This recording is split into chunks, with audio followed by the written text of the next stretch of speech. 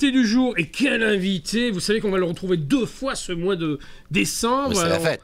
Oui, c'est la fête, monsieur le maire. Vous avez raison, c'est monsieur Frédéric Vigourou, maire de Miramas. Bonjour, monsieur le maire. Bonjour à vous.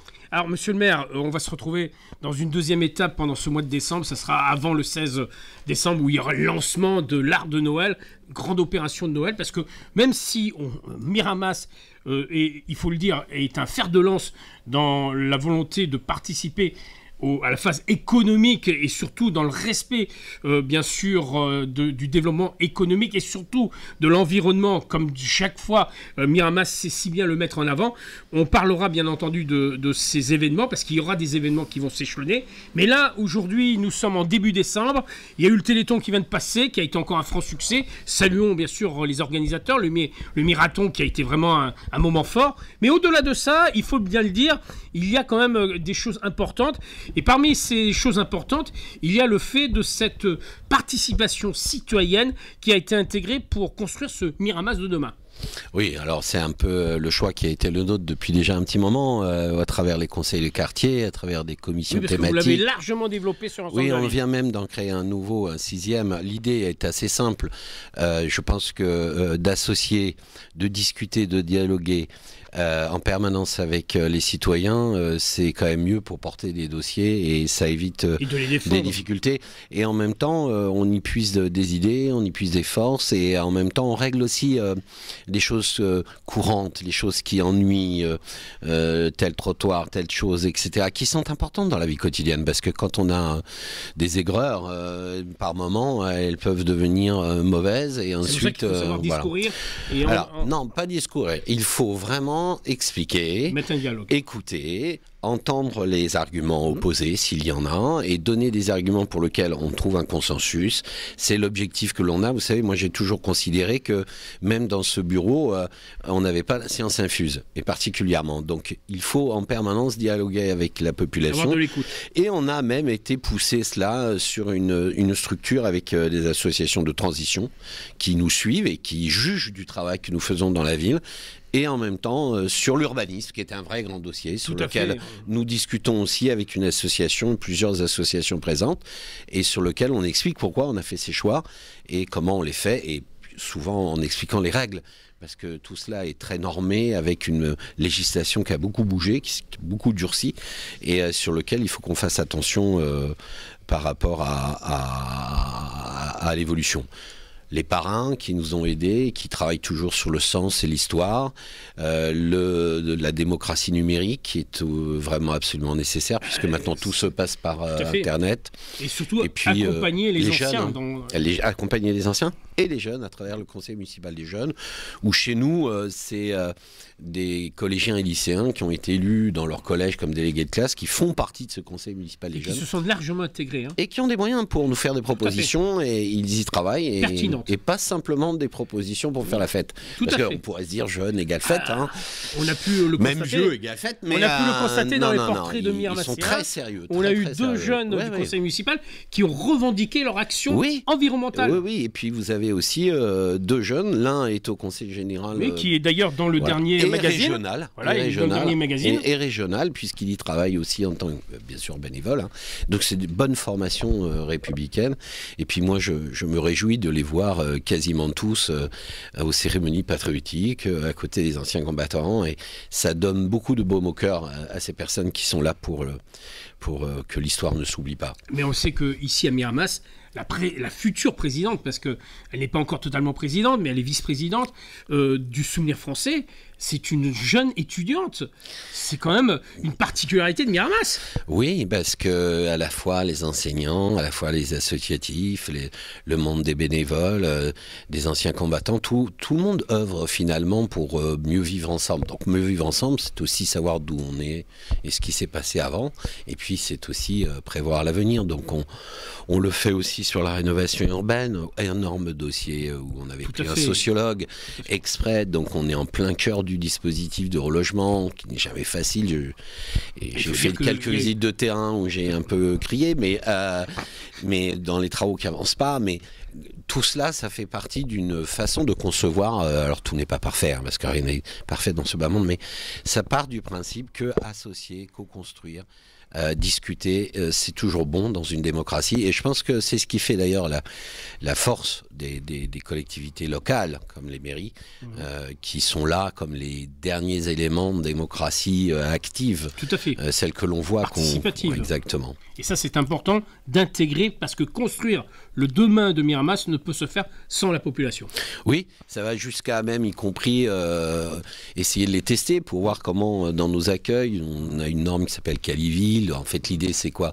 C'est de donner son avis sur la façon dont on reçoit, le service public local reçoit. Ils vont bien préciser qu'il y a eu une enquête de satisfaction sur les services publics de la ville. Et franchement, la note obtenue par la ville, sur 10, est pas mal. Oui, on est un peu plus de 8,5. Même plus que 8,5. Un peu plus que 8,5.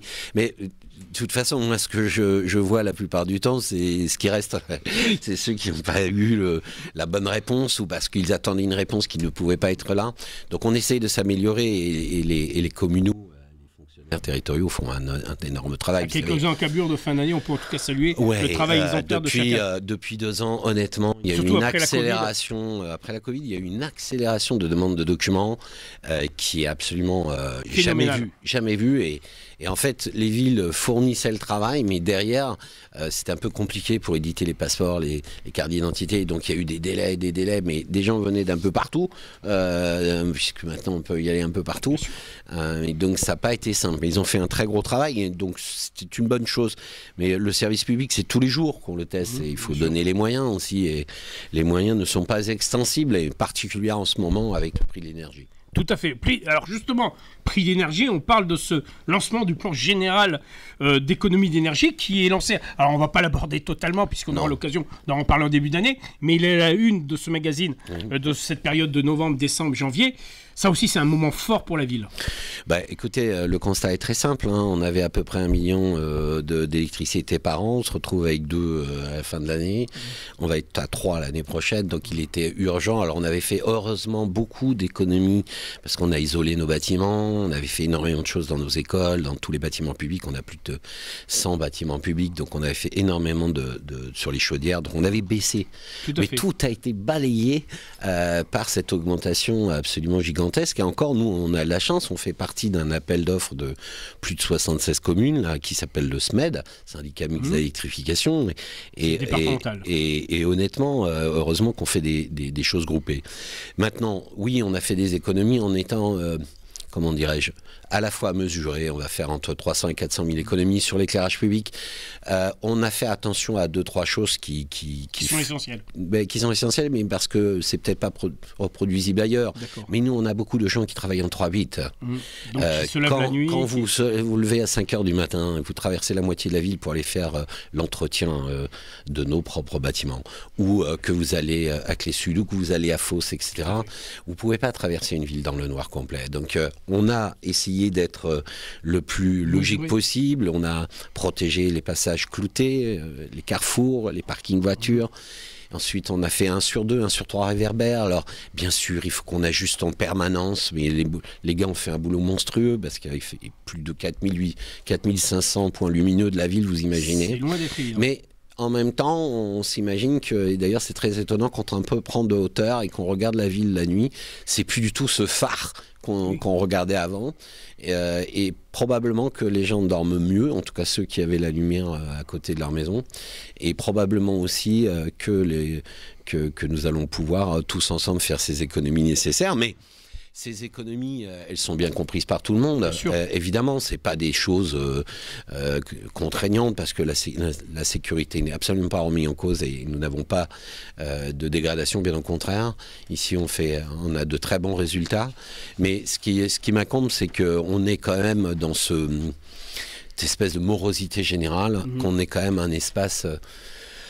ludique, je pense surtout aux enfants et c'est pour ça qu'on a voulu lancer, mais nous allons en parler après, de Noël et on va le faire intelligemment. On a utilisé les LED bien sûr, on va éteindre la nuit, mais on a voulu que les gamins ils puissent, et puis je vais le dire, on a aussi reporté à de nombreuses reprises les feux d'artifice de l'été parce qu'il devient maintenant quasiment impossible du fait de la situation climatique. Oui, et puis parce qu'il y a trop de chaleur et qu'on prend trop de risques à tirer des feux d'artifice en juillet, donc j'ai un peu décidé, bon là j'ai pas concerté, c'est vrai, hein, mais j'ai un peu décidé que finalement, c'est plutôt à Noël qu'on allait tirer le feu d'artifice.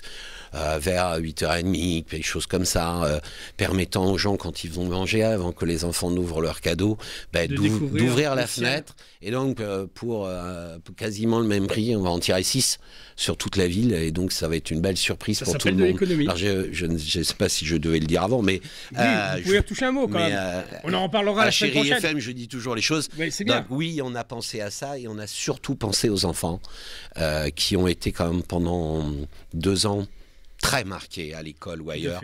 Cette génération-là est vraiment très marquée. On avait envie de leur dire non, la vie, ça ne termine pas demain matin. Pour vous, elle commence. On va tout faire les efforts. On va faire les efforts nécessaires pour vous la rendre plus belle.